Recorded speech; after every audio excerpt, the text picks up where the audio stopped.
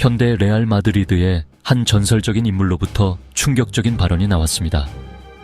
부임한 지 불과 7개월 만에 사비 알론소가 갑작스럽게 경질된 후 전 슈퍼스타 가레스 베일은 이 상황에 대해 날카롭고 통찰력 있는 분석을 내놓았습니다. 그는 산티아고 베르나브의 압박감을 직접 겪어본 사람의 명확함으로 이야기했습니다. 베일은 간단하면서도 단호하게 말했습니다. 알론소는 훌륭한 감독이지만 레알 마드리드에는 적합하지 않았다. 그가 제시한 이유는 전적으로 예상 밖의 것이었고 전술 논쟁에 일반적인 소음을 꿰뚫었습니다. 그는 레알 마드리드에게 가장 중요한 요구사항은 전술적 천재성이 아니라 선수들의 자존심을 관리하는 능력이라고 주장했습니다. 이는 세계에서 가장 큰 클럽에서 성공하기 위해 필요한 것이 무엇인지에 대한 전체 논의를 재구성하는 강력한 주장입니다. 베일의 말은 단순한 비판이 아니었습니다. 그것은 클럽의 독특한 생태계에서 수년간의 경험을 통해 얻은 심오한 관찰이었습니다. 그는 자신의 주장을 더 자세히 설명하며 말했습니다.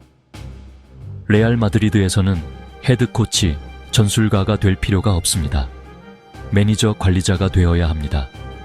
핵심은 라커룸 슈퍼스타들의 자존심을 통제하는 것입니다. 가레스 베일의 핵심 주장, 베일 독트린, 감독의 역할 정의이는 인간관계 관리를 우선시하는 철학입니다. 베일에 따르면 감독은 선수들의 자존심을 어르고 달래야 합니다. 이건 전문 스포츠의 규율과는 충돌할 수 있습니다. 그러나 이것은 엘리트 인재를 다루는 더 깊은 진실을 말해줍니다. 그들은 질문 없이 흡수하는 아카데미 선수가 아닙니다. 각자의 아이디어 루틴, 자신의 능력에 대한 깊은 믿음 성공적인 감독은 이를 인식하고 존중해야 합니다. 스타들이 지시받는 것이 아니라 권한을 부여받는다고 느끼게 해야 합니다. 이 독트린의 핵심, 코치보다는 매니저가 되어야 합니다. 코치는 엄격한 시스템을 강요합니다. 반면 매니저는 촉진자입니다. 팀의 응집력을 유지합니다. 선수들의 개별적 뛰어남이 꼽히게 하는 틀을 구축합니다.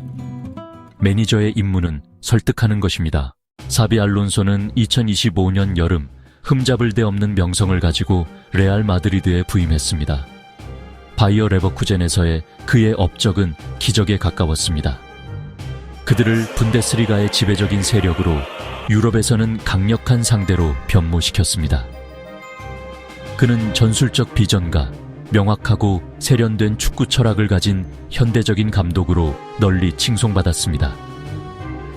그는 세밀한 부분까지 팀을 조직하여 복잡한 압박 전술, 유려한 공격 패턴을 구현하여 상대방을 압도했습니다. 레버쿠젠에서의 성공은 그를 세계에서 가장 인기 있는 감독 중 한 명으로 만들었고 레알 마드리드에서의 그의 임명은 클럽의 전술적 미래를 수년 동안 확보하기 위한 묘책으로 여겨졌습니다. 그러나 레알 마드리드에서의 현실은 완전히 다른 짐승임이 드러났습니다. 독일에서의 성공을 정의했던 바로 그 강점들이 스페인 수도에서는 마찰의 원인이 되는 듯했습니다. 마드리드의 확고한 슈퍼스타들은 덜 유연했습니다. 마찰이 있다는 보도가 나오기 시작했습니다. 레알 마드리드 라커룸이라는 압력솥 같은 환경은 가장 강한 개성조차 시험받는 용광로입니다. 이곳은 세계적인 유명인, 각자의 브랜드 측근, 엄청난 자존심, 세계적인 수준의 선수들로 가득합니다. 이 섬세한 생태계를 관리하는 것은 단순한 전술 지식 이상을 요구합니다. 인간 심리에 대한 깊은 이해가 필요합니다. 알론소 재임 기간 동안 비니시우스 주니어의 사례는 이러한 도전을 완벽하게 보여줍니다. 중요한 엘 클라시코 경기 중 브라질 스타는 71분에 교체되었고 경기장을 박차고 나가는 등 눈에 띄는 분노를 표출했습니다. 이후 그의 공개 사과는 특히 감독에게 향하지 않았는데 이는 관계가 단절되었다는 분명한 신호였습니다. 이 단 한 번의 사건은 고립된 폭발이 아니라 사비 알론소의 떠남 이후 레알 마드리드는 또 다른 유명한 국제 전술가가 아닌 클럽 문화에 깊이 물들어 있는 한 남자에게 눈을 돌렸습니다. 바로 알바로 아르벨로아입니다. 카스티아 유소년 팀을 이끌던 레알 마드리드 출신 라이트백 1군 감독으로 승진했습니다. 이 임명은 명확한 전략적 전환점이었습니다. 전술적 천재성을 찾는 대신 이사회는 클럽 내부 정치를 이해하고 압력솥 같은 라커룸에서 살아왔으며 클럽과의 오랜 역사 덕분에 존경받는 클럽맨을 선택했습니다. 아르벨로아의 승진은 당면한 문제가 전략이 아니라 정신과 단결이라는 믿음을 나타냈습니다. 아르벨로아의 1군 감독으로서의 시작은 극적인 최고점과 충격적인 최저점이 휘몰아치는 격동의 시기였습니다. 그의 챔피언스 리그 데뷔전은 엄청난 성공이었습니다. 6대1의 화려한 승리는 베르나브의 낙관론의 물결을 다시 불러왔습니다. 아르벨로아가 터치라인에서 열정적으로 제스처를 취하는 장면. 팀은 자유롭고 공격적인 기교로 플레이했고 세상은 다시 제자리로 돌아온 것 같았습니다. 그러나 허니문 기간은 잔인할 정도로 짧았습니다. 충격적인 탈락은 팬들과 언론에 큰 파문을 일으켰고 즉시 아르벨로아의 전술적 깊이와 경험에 대한 의문을 제기했습니다. 레알 마드리드에서 끊임없이 이어지는 드라마는 엘리트 수준의 현대 축구 감독직의 본질에 대한 근본적인 질문을 던집니다. 이상적인 감독은 복잡한 전술 시스템을 통해 승리를 계획하는 현대의 장군과 같은 탁월한 전략가일까요? 아니면 순전히 성격의 힘과 정치적 수완을 통해 강력한 부하들의 충성심을 지휘하는 현대의 카이사르와 같은 카리스마 넘치는 리더일까요? 진실은 종종 그렇듯이 아마도 그 중간 어딘가에 있을 것입니다. 레알 마드리드와 같은 클럽의 궁극적인 도전은 이 두 가지 자질을 모두 구현하는 리더, 전투 계획을 설계하고 병사들이 흔들림 없는 믿음으로 이를 실행하도록 영감을 줄 수 있는 희귀한 인물을 찾는 것입니다. 레알 마드리드 선수단의 구성은 이러한 이중 요구사항을 협상 불가능하게 만듭니다. 팀이 발롱도르 후보 월드컵 우승자로 가득할 때 그들을 체스판의 졸처럼 다룰 수는 없습니다. 이 선수들은 자신의 지능 창의성 추진력을 통해 스포츠의 정점에 도달했습니다.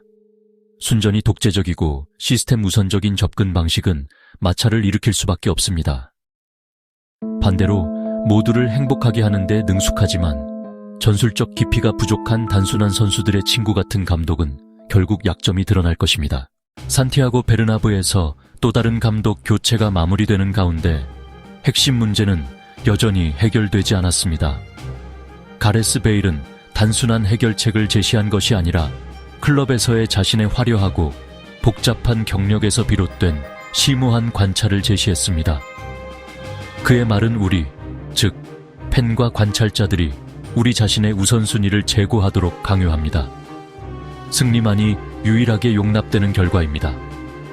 선수단이 별들의 집합체인 클럽에서 감독의 이상적인 프로필에 대한 논쟁은 그 어느 때보다 중요합니다. 영광으로 가는 길은 복잡한 전술 다이어그램으로 포장되어 있을까요? 단열되고 동기부여된 조화로운 라커룸이라는 토대 위에 구축되어 있을까요? 최근 역사의 증거는 양측 모두에게 설득력 있는 사례를 제시합니다. 전술적으로 제한적이지만 카리스마 넘치는 감독들, 스타들에게 권한을 부여하며 클럽을 영광으로 이끌었습니다. 반면 전술적 정체성 부족은 더 조직적인 상대에게 취약함을 노출시켰습니다.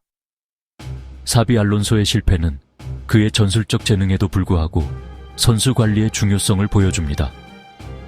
그러나 아르벨로아의 충격적인 코파델 레이 패배는 즉각적인 반론입니다. 전략적 실행이 결함이 있을 때는 팀 정신만으로는 한계가 있습니다. 이건 둘 중 하나가 아니라 둘 다의 문제일 수 있습니다.